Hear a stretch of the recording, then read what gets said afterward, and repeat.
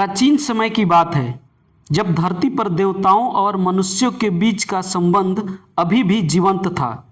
एक छोटे से राज्य में राजकुमार आर्य रहता था। बहुत ही वीर, पर उससे भी अधिक दयालु और धर्मनिष्ठ था। उसी राज्य के पास एक घना जंगल था, जहाँ एक रहस्यमयी साध्वी रहती थी।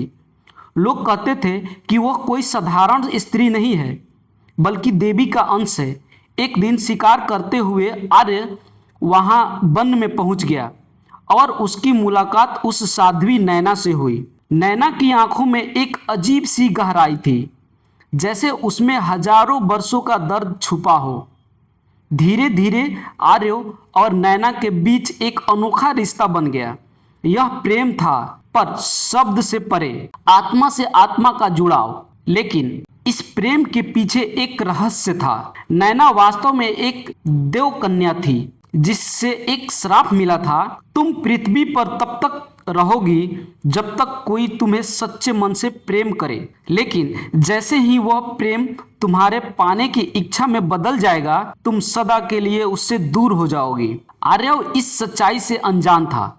एक दिन उसे नैना से कहा, मैं तुम्हें अपनी रानी बनाना चाहता हूँ, मेरे साथ चलो, मैं तुम्हें दुनिया की हर खुशी दूंगा। नैना की आंखों में आंसू भर गया। वह जानती थी यही वो पल है जिससे वह डरती थी। धीरे से उसने कहा, राजकुमार, प्रेम पाने के लिए नहीं, समझने के लिए होता है। पर आर्य ने उसके शब्दों को नहीं समझा। उसने उसका हाथ पकड़ लिया और कहा, अब मैं तुम्हें कभी नहीं छोड़ना चाहता हूँ। बस उसी क्षण आकाश में तेज गर्जन हुई। नैना का शरीर धीरे धीरे प्रकाश में बदलने लगा। आर्य घबरा गया। नैना, ये क्या हो रहा है? मुझे छोड़कर मत जाओ। नैना मुस्कुराई।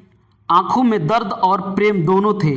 तुमने मुझे सच्चे दिल से चाहा, पर मुझे अपना बनाना चाहा, और यह मेरे श्राप का अंत है। याद रखना, सच्चा प्रेम हमेशा स्वतंत्र होता है। इतना कहकर वह प्रकाश में विलीन हो गई। आर्य वहीं घुटने के बल गिर गया। उसके हाथ खाली थे, पर दिल हमेशा के लिए भर चुका था, एक ऐसी पीड़ा से जो जीवन भर साथ रहने वाली थी। वह फिर कभी राजा नहीं बना। उसके अपना जीवन उसी वन में बिताया, जहां हर पेड़, हर हवा का झोंका उसे नैना की याद दिलाता था। लोग कहते हैं, आज भी उस वन में अगर कोई सच्चे दिल से प्रेम करता है, तो उसे एक हल्की सी आवाज सुनाई देती है। प्रेम बांधता नहीं, मुक्त करता है। इस कहानी का संदेश क्या है? सच्चा प्रेम अधिकार नहीं, समर्पण होता है। जब हम किसी को पाने की जिद छोड़ देते हैं, तभी हम उससे